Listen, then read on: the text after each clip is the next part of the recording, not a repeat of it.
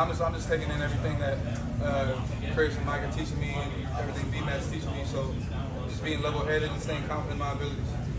What have they kind of said to you, or any advice that they've given you? Not to complain about the weather, but I mean, just to stay level-headed. And at the end of the day, there's going to be a lot of stresses on you in practice, such as the heat, sweat. So I'm not trying to make any excuses. I'm just trying to focus on the next play and honestly just fix the small details of my game. You kind of lost Christian Inzu there in the end zone on that fade route. Let's talk about your mentality and athletic ability when you see the ball in the air like that. Yeah, I mean, he's a great player, so at the end of the day, you can't just let the ball fall into your hands. You got to go up and attack it.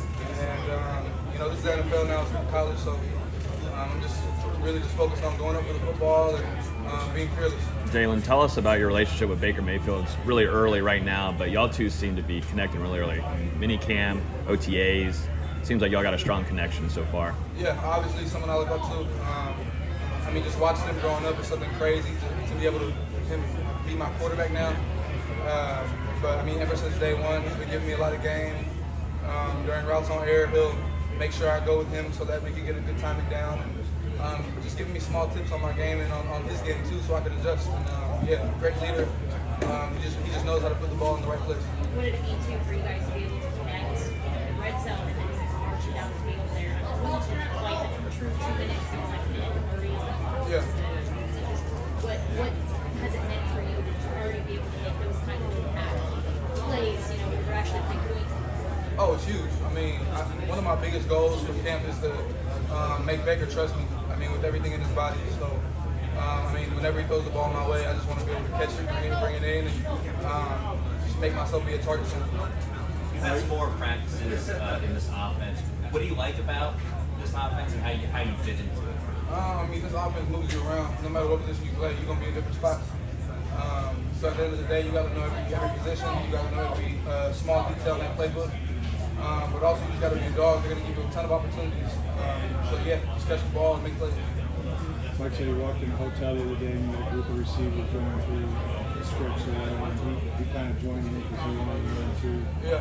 Where does that attention to detail at such a young age in the league come from? Brian Grubb.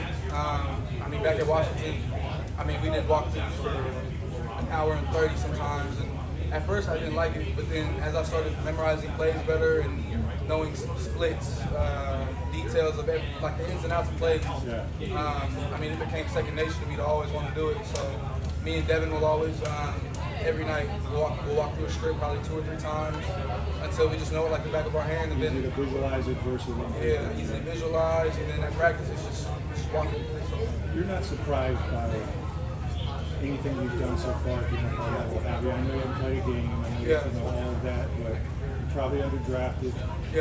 Chip on your shoulder, I would imagine, about that. But why is this not too big for you? I mean, my last college season, I got hurt. I wasn't able to play that whole season until the very end. So I mean, I'm hungry. I feel like I should have got drafted higher. But at the end of the day, I mean, God puts you in positions that that you're meant for. And I feel like I'm meant for this moment, and I feel like this is too big for me. Just the fact that I'm playing with Mike Evans and Chris Godwin, I mean, why not?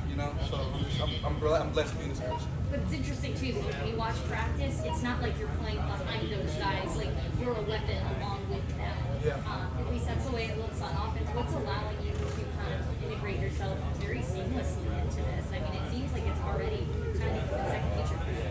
I think it's just the small details that I incorporate into my life. I mean, I'm on a routine. I like staying on that routine. I don't like, being outside of any routine that I'm in. So just always focusing on the small details in my life and just focusing on the relationships I have with them. Because at the end of the day, when me and Chris, they're my locker mates. When I'm with Mike and Chris before practice, I know that they're expecting a lot from me. And I know that, them being leaders of the receiver room, it's up to me to make good plays. What about as a blocker? Rashad White, I believe you were part of what helped spring him on that really big run in that team period. Just what's it mean for you to be able to have success in that run too? Sure, that comes from Washington as well. I mean, they always said that receivers are going to finish the run game, start the run game as well. So I both. I want to catch, and I want to block. So I want to be fearless.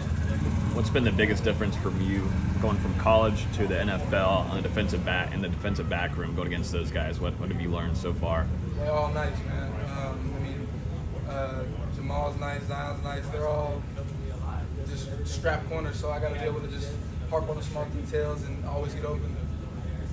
Anything else?